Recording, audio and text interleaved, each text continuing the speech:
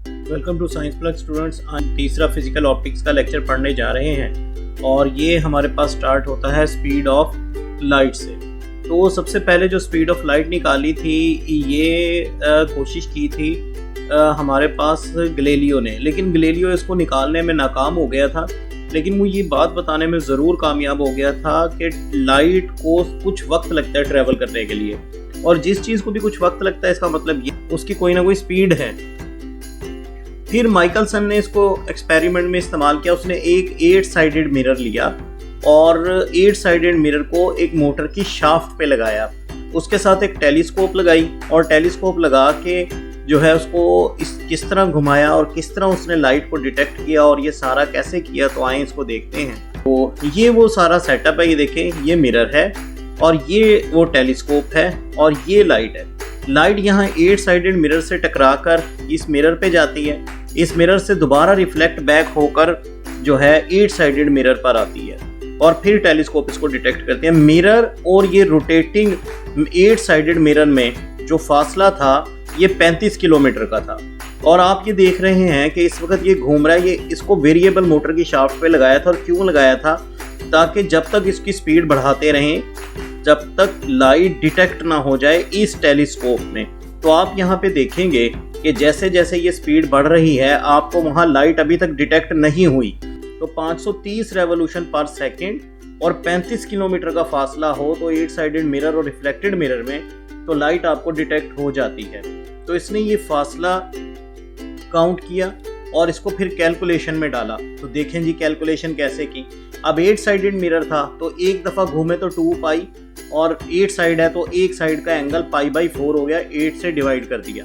और बिल्कुल इसी तरह आप देख सकते हैं कि ये वाली डायग्राम भी मैंने लगाई है। 36.5 किलोमीटर तकरीबन इतना ही फासला, यानी 35 किलोमीटर के लगभग ही फासला रखना है और 530 रेवोल्यूशन पर सेकेंड हो तो लाइट नज़र आ जाती है।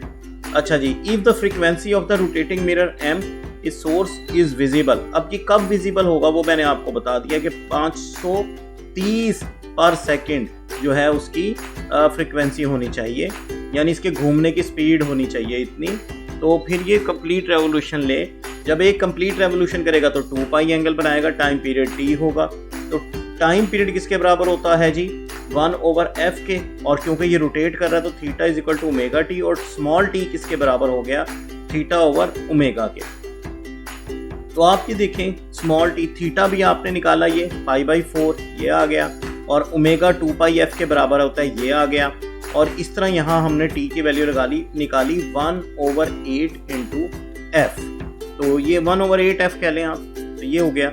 और s is equal to vt, फासला तो हम इसी से निकालते हैं, लेकिन यहाँ पे क्योंकि एक यहाँ पे आप देख सकते हैं ये 1d जाने का और 1d वापस आने का, तो इसलिए ये s is equal to 2d हुआ और ये t is equal to 2d/c हो गया। नेक्स्ट देखते हैं जी, जब हमने ये c की वैल्यू यहाँ से निकाली और t की वैल्यू भी लगा दी ये वाली, तो ये 16df आ गया और ये 2.9979458 मीटर पर सेकेंड एग्जैक्ट वैल्यू निकली।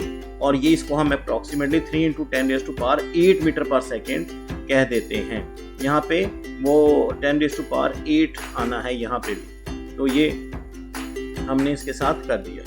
This is recent value for the speed of light in free space. ये फ्री स्पेस में निकाली। मैं फिर बता रहा हूँ कि गैलीलियो ने सबसे पहले अटेम्प्ट की थी, लेकिन कैलकुलेशन माइकलसन ने की थी। बहुत इंपॉर्टेंट क्वेश्चन। नेक्स्ट देखें जी, फाइबर ऑप्टिक्स। फाइबर ऑप्टिक्स है क्या? पहले तो ये सिर्फ वेव गाइडर है, ये आपको पता होना चाहिए। फाइबर ऑप्टिक्स सिर्फ वेव गाइडर होते हैं, यानी ये बारीक हेयर लाइन थिन वायर्स हैं जिनमें सिग्नल ट्रेवल करते हैं। अब ये 3 टाइप की होती हैं, single mode step index fibre, multi mode step index और multi graded step index fibre. अब मैंने इन तीनों को कंपैरिजन में लिखा है ताकि आप लोगों को इसको याद करने में आसानी हो। जो सिंगल मोड है, सबसे पहले इनका diameter, it has very thin core और अबाउट 5, इनमें कोर, इसमें 3 साख्तें होती हैं, मैं अभी बताता हूँ आपको। तो जिसकी जो दरमियानी हिस्सा होता है उसको कोर कहते हैं और वो 5 माइक्रोमीटर का इसमें होता है, ठीक है। And has a relatively large cladding, और इसकी क्लैडिंग लार्ज होती है। क्लैडिंग होती है जो कोर के ऊपर तय चढ़ी होती है, उसको क्लैडिंग कहते हैं। It has core of relatively large diameter, इसकी कोर 50 माइक्रोमीटर की है और इसकी कोर देखें 50 to 1000 माइक्रोमीटर की कोर है इसकी। तो इन तीनों में फ़र्क क्या है ये पता चलता जाएगा। इसमें जो सिग्नल कैरियर है वो लेज़र है, इसमें वाइट लाइट है और इसमें भी वाइट लाइट है। यानी इनमें जो सिग्नल ट्रेवल करता है वो लाइट की सूरत में करता है। देखें आपका जो मोबाइल सिग्नल है असल में वो भी तो लाइट ही है, वो भी लाइट है, लेकिन वो इनविजिबल लाइट है, ये विजिबल लाइट होती है, वाइट लाइट। तो the core of the cladding है सेपरेट बाउंड्री, इसमें कोर और क्लैडिंग की सेपरेट बाउंड्री है, इसमें भी सेपरेट बाउंड्री है, लेकिन इसमें फ्यूज्ड है, इसमें बाउंड्री फ्यूज, यानी कोर और क्लैडिंग को आप सेपरेट नहीं कर सकते।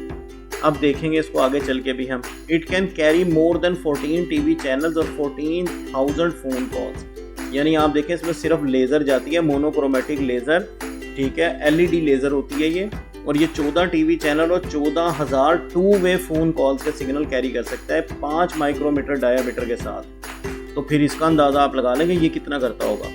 Fibre core and cladding have refractive index 1.52 and 1.48, ये इनके रिफ्रैक्टिव इंडेक्सेस लिखे गए हैं, तो ये इससे ज़्यादा सिग्नल कैरी करने की सलाहियत रखते हैं। और रिफ्रैक्टिव इंडेक्स डिक्रीज हो जाता है इसमें gradually from core to clad, mid वाले हिस्से में सबसे ज़्यादा होगा, ठीक है, रिफ्रैक्टिव इंडेक्स, और जो आप इसके डायामीटर के किनारे की तरफ जाएंगे तो वो कम होता जाएगा।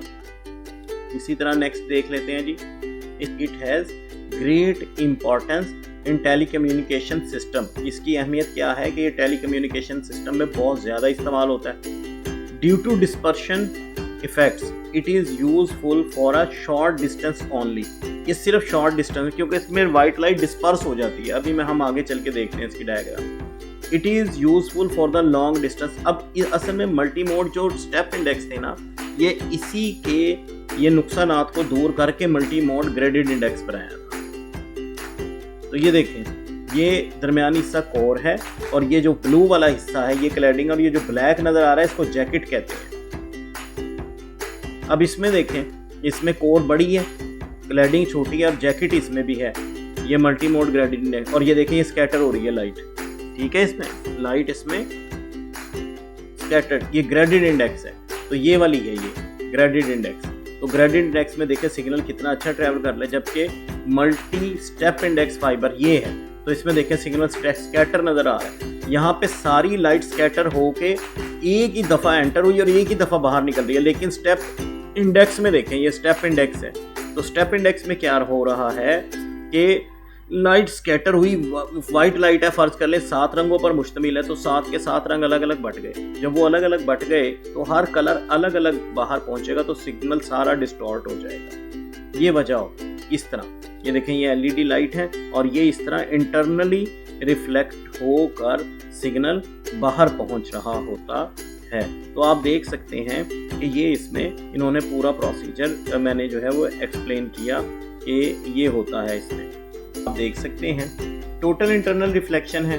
तो अभी मैंने बताया कि टोटल इंटरनल रिफ्लेक्शन देखें in 1611 Johannes Kepler a German mathematician and astronomer discover the phenomena of total internal reflection. तो जोहानस केपलर ने ये किया था और इसके 10 साल पहले Willebrord Snell drives a famous formula for his refraction of light, the complete refraction of light ray reaching an interface with less than dense medium when the angle of incidence exceeds the critical angle। अब ये critical angle क्या होता है वो मैं अभी आपको बताता हूँ कि जब लाइट रेयर से डेंसर मीडियम में जा रही होती है तो वो रिफ्रैक्ट होना शुरू होती है और फिर आहिस्ता आहिस्ता जो बेंड हो रही होती है लाइट वो एक ख़ास एंगल पर जाकर उस मीडियम के, जैसे फ़र्ज़ कर लें एयर से ग्लास में जा रही है, जब एयर से ग्लास में जाएगी तो वो बाउंड्री को टकराकर बाहर निकलने के बजाय वापस शीशे के अंदर ही रिफ्लेक्ट हो जाएगी, जैसा कि ये दिखाया गया। ये देखें ये अब बाहर नहीं जा रही, यहाँ बाहर से ये, तो ये जो यहाँ बेंड हो रही है ये रिफ्लेक्ट है और ये जहाँ टकरा रही है यहाँ पे जो एंगल बनेगा इसको कहते हैं हम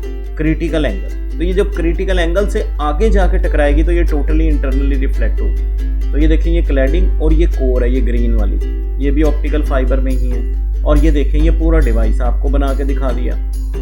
तो ये यहाँ पे भी टोटल इंटरनल रिफ्लेक्शन आपको दिखाई। In total internal reflection only reflection ray is occur, no refraction is allowed. अब आप खुद देख लें, यहाँ पे कोई रिफ्लेक्शन नहीं हो रही, सिर्फ ये टोटल इंटरनल रिफ्लेक्शन है। और यहाँ पे भी in total internal reflection energy of incident ray and reflected ray are equal.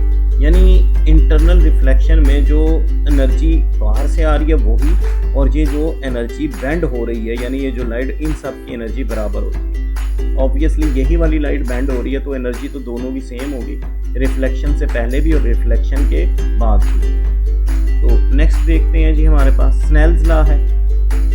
The ratio of science of angles of incident and refraction of the wave are constant when it passes between two given media। तो एक मैंने आपको बता दिया rare media है और एक denser है। तो उसके लिए इसने ये फार्मूला ड्राइव किया था, जो फार्मूला आपके सामने है, n1 sin theta 1 is equal to n2 sin theta 2।